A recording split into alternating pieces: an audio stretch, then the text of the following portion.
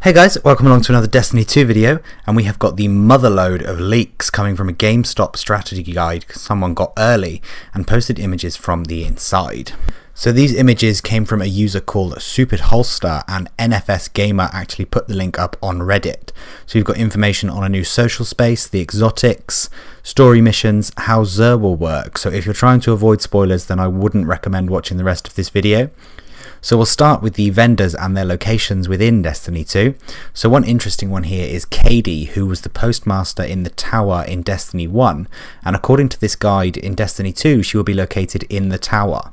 So that's confirmation then, I assume, once we've completed the story missions we will rebuild the tower. It will probably be a lot different to the one we're used to. There will be some different stuff in there for sure. So yeah, we'll have two social spaces, we'll have the new tower and the farm. Tess Everest will be at both the tower and the farm, and Master Rahul will also be in the tower, so confirmation again there that he is alive and will be the Cryptarch for the tower social space. Moving on to the planetary NPCs then, and we've obviously got Devrim Cave for the European Dead Zone, and Sloan is the NPC for Titan, Failsafe is the Nessus NPC, and Ashamir is the Io NPC. Other than that, Xur will also be back with Destiny 2, however he will no longer be coming to the social spaces. Instead, he will be roaming around all 4 planets, which personally I think is a really good idea. I assume he'll have a set location on each planet, so we don't have to scour the whole planet every weekend looking for him. But yeah, Xur will now feature in the patrol locations on each planet. We've also got a post from Rise of Iron Hype, and they've posted an image from someone's website who details all of the content in Destiny 2. I'm talking every exotic, every story mission name, every strike name.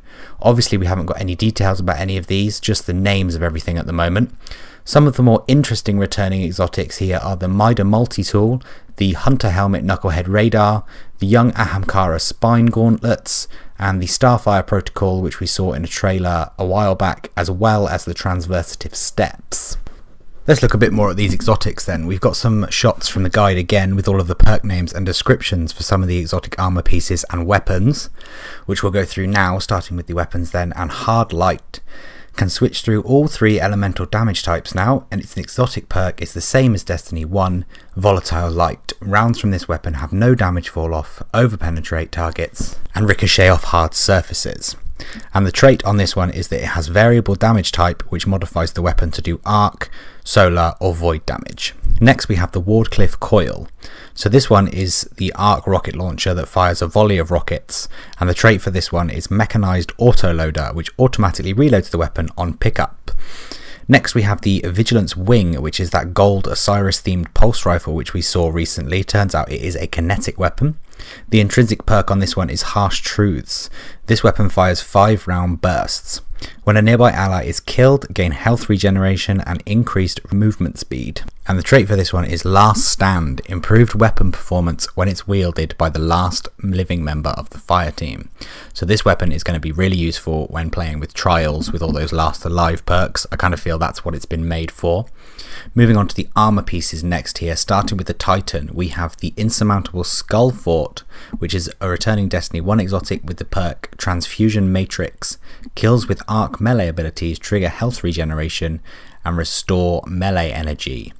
We also have the Mask of the Quiet One with the perk Dreaded Visage, which grants ability energy when damaged and health regeneration when inflicting void damage. Moving on next to the Hunter pieces, we've got the Celestial Nighthawk, another return from Destiny 1. The intrinsic perk on this one is Hawkeye Hack, modifies the golden gun to single high powered shot. Victims killed by this explode. And we've also got Foe Tracer. The perk for this one is Relentless Tracker, which visually marks targeted enemies. We've also got some Hunter boots here, starting with the Lucky Pants. Perk for these is called Illegally Modded Holster, which increases hand cannon ready speed and initial accuracy.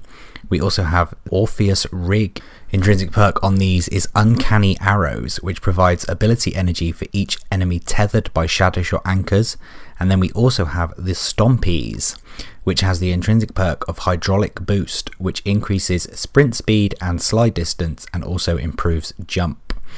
Moving on to the Hunter chess pieces next, starting with the Dragon's Shadow, and the intrinsic perk on this is called Quicksilver Mail, which grants increased movement and weapon handling speed for a short time after dodging. We also have the returning Lucky Raspberry with the perk of Probability Matrix, which increases the chaining capabilities of the Arc Bolt grenade and has a chance to recharge it when it deals damage. And finally here we have the Raiden Flux with the perk of Synapse Junctions. Quick successive attacks with the Arc Staff increases its damage output and duration. Moving on to the next image we have here, and I'll just fly through these ones as well. For the Titan Armor, we have Doom Fang Pauldron with the Horns of Doom perk. Shield Bash melee kills recharge Shield Throw, and melee ability kills recharge Sentinel Shield Super. We also have the Syntheseps with the Biotic Enhancement perk, increased melee lunge range and improved damage when surrounded. Next we have the Titan Exotic Chest Armor, starting with Action War Rig with the perk Auto Loading Link, steadily reloads a portion of your equipped auto rifle's magazine from your reserves. And we also have the Crest of Alpha Loopy, which is returning as well. Perk is Survival Well, generates an additional orb of light from supers and a healing pulse when Barricade is activated. And finally we have the Hallow Fire Heart with the Sunfire Furnace perk, greatly increases the recharge rate of your solar abilities while the Hammer of Sol is charged. Moving on to the leg armor for the Titan next then, starting with the Dune Marchers. Perk is Linear Actuators, increase sprint speed, sprinting builds up a static charge. After melee attacking an enemy, that charge will chain damage to nearby enemies. We also then have the Lion Rampart. The intrinsic perk on these is Jump Jets, which provides additional aerial maneuverability. And finally here we've got the Peacekeepers. The perk on these is called Mecha Holster, which reloads stowed submachine guns and allows you to ready them instantly. Moving on next to the Warlock Exotic Helmets, starting with the Crown of Tempests. Arc ability kills increase the recharge rate of your arc abilities. We also have the Eye of Another World, which highlights priority targets and improves the regeneration speed of your grenade, melee and rift abilities. Next we have Nezarak's Skin.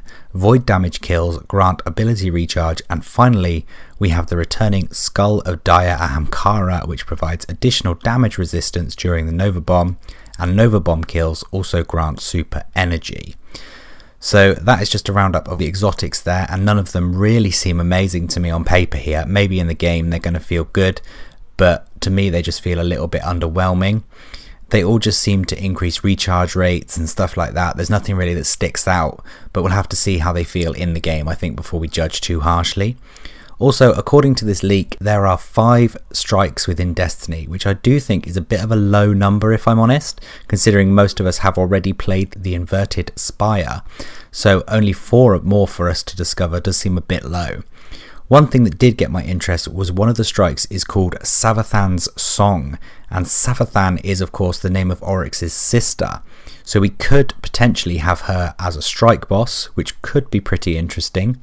Finally then, we've got from Bungie the official date for when the raid and trials will go live. So the raid will go live at 10 AM Pacific, that's 6 PM UK time on September the 13th, and a week after Destiny 2 launches there.